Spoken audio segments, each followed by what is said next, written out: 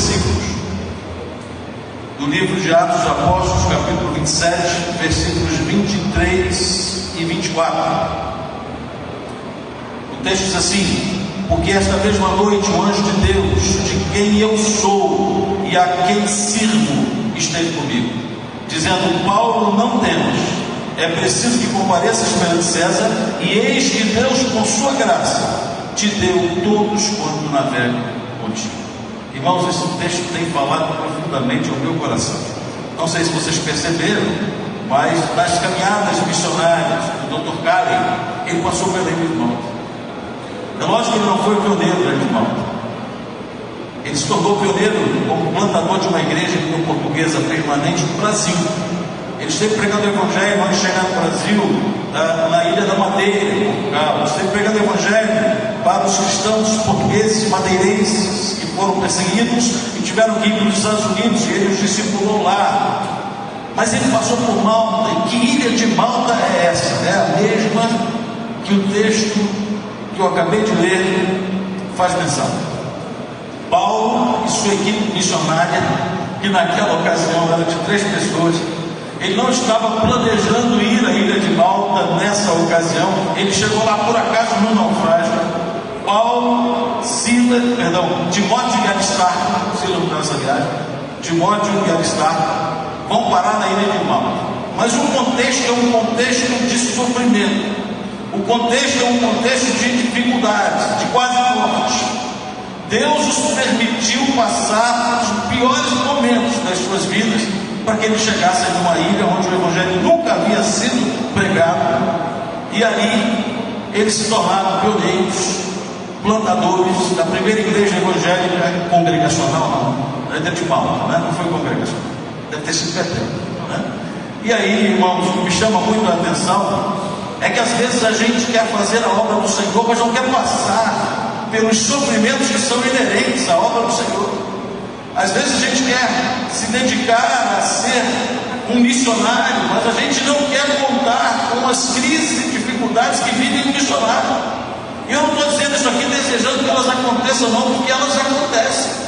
Faz parte da vida de um pioneiro, faz parte da vida de um servo de Deus, de um missionário. Passar por aflições, Jesus preparou a gente para isso.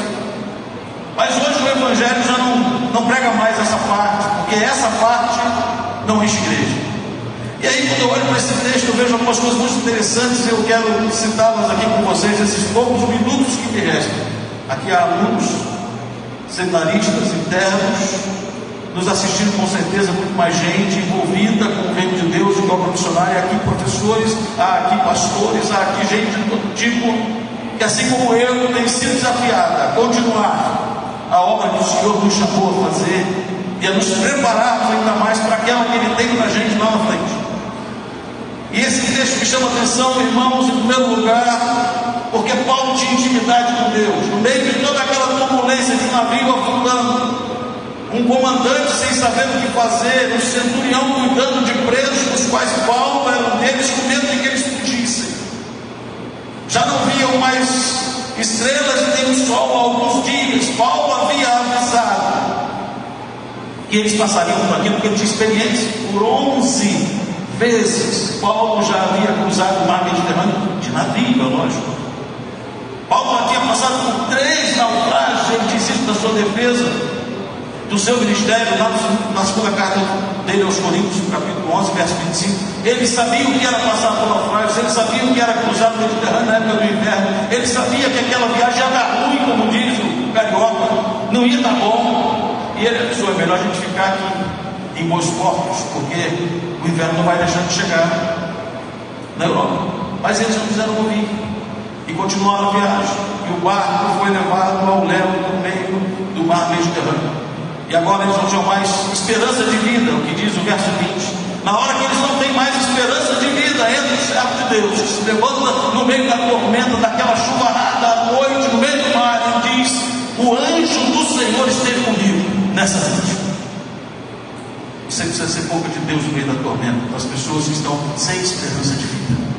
E Paulo se levanta e diz para aqueles homens todos que estão ao seu redor: nenhum deles conheciam a Jesus, a não ser Lucas, o seu médico particular, que viaja com ele, porque ele já era idoso, já estava cansado, e era inverno, e Aristarco se põe com ele como escravo para acompanhá-lo voluntariamente. Ele estava sendo levado para ser julgado por César lá em Roma. E agora Paulo se levanta e diz para ele: essa mesma noite, um anjo de Deus, de quem eu sou e a quem sirvo, ele se apresenta diante de todos aqueles que não temiam a Deus, e ele diz: eu tenho um Deus que mandou me visitar nessa noite, um anjo, para me dar uma notícia de que isso não vai acabar mal. Esse anjo me disse, verso 24: Paulo, não temas, é preciso que compareças perante César. E eis que Deus, por sua graça, te deu todos quantos navegam contigo. A notícia boa de Paulo não era só para Paulo. Nós não temos uma boa notícia só para nós recebemos a boa notícia da vida em Cristo Jesus, da ressurreição, da eternidade, da salvação pela graça, mas ela não é só para nós. Deus quer que a gente dê essa notícia a todos os que estão ao nosso redor. Eles precisam saber que a graça está disponível a todos os homens. E Paulo se levanta no meio daquele temporal e diz: olha, ninguém aqui vai morrer. É preciso que vocês comam. Tem um monte de dia que vocês não comem nada. Comam alguma coisa. Daqui a pouco esse barco vai quebrar no meio, e a gente vai ter que nadar para chegar a uma ilha. E o anjo disse que nós vamos chegar a uma ilha. Então se preparem para isso. Comam, repassam as suas forças, tenham ânimo, porque não vai se perder um fio na cabeça de ninguém. Ele disse: foi o anjo do Senhor que me visitou. Se você tem intimidade com Deus, Deus te dá palavras para que você possa dar àqueles que estão passando por uma grande tormenta. Se você tem intimidade com Deus, você pode dizer o que Paulo disse. Eu quero que você repita comigo em nome de Jesus, porque eu sei que aqui tem gente que tem intimidade com Deus. Repita comigo essa expressão de Paulo: o anjo de Deus, de quem eu sou. Diga: de quem eu sou e a quem eu sirvo. Não estou ouvindo você falar. Esse Deus é de quem eu sou. Vamos lá? De quem? E a quem?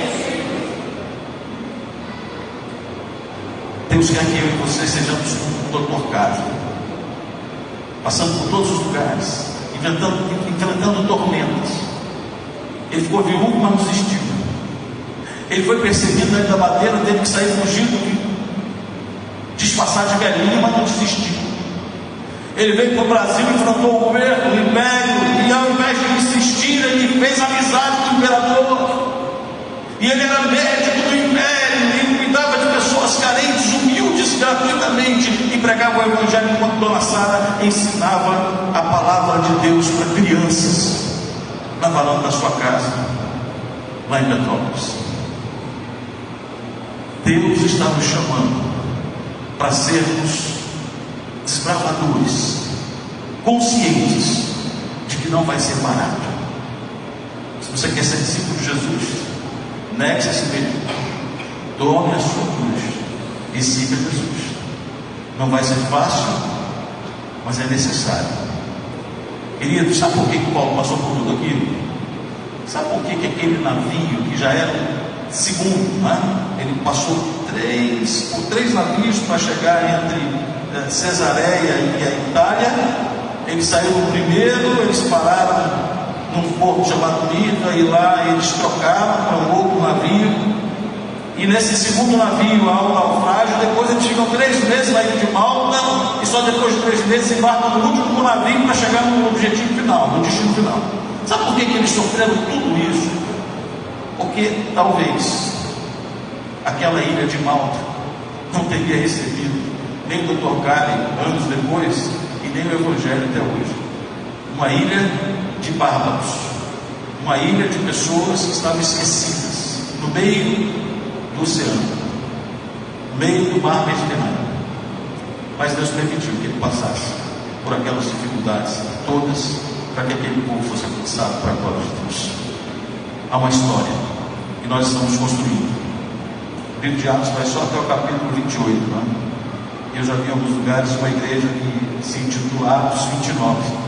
É a continuidade da história sendo escrita pelos cristãos, servos de Jesus, aqueles que estão fazendo diferença nesse mundo, os que transtornaram o mundo. Nós somos isso também. E Deus abençoe, irmãos. Muito obrigado pelo privilégio de estar aqui. Traga um abraço.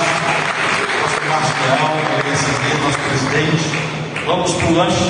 A gente volta daqui a pouco, se Deus quiser. Muito obrigado.